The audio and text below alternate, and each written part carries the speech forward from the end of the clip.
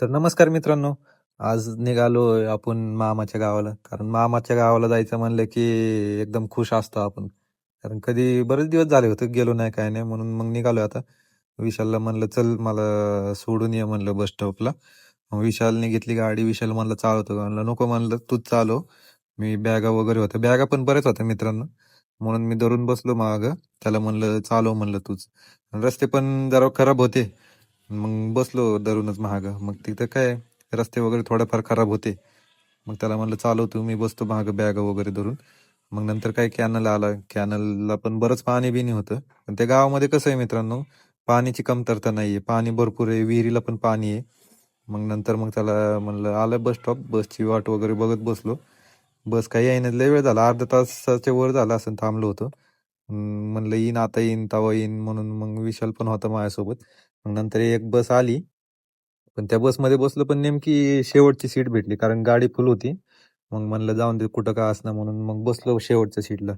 पण रस्ते खराब होते बरेच मग ते लयच आदळत होती मागच्या सीटला तर तुम्हाला तर माहिती. मागच्या सीटला किती आदळते किती आपटती गाडी.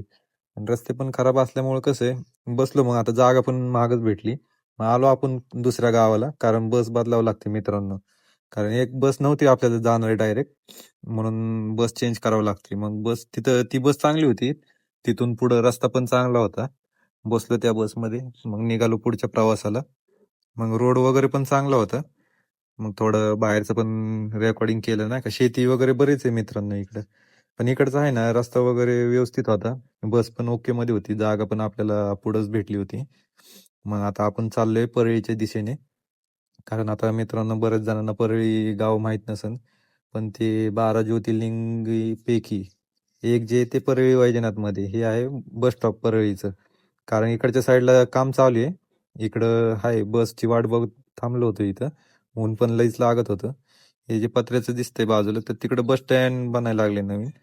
म्हणून मग थांबलो होतो एका साईडला पण आपली बस काही येतच नव्हती लवकर. आपल्याला जे पुढे जाणारी जी बस पाहिजे होती ती काही येतच नव्हती लवकर. थोडं थांबलो तिथं ऊन पण बरंच लागत होतं मित्रांनो.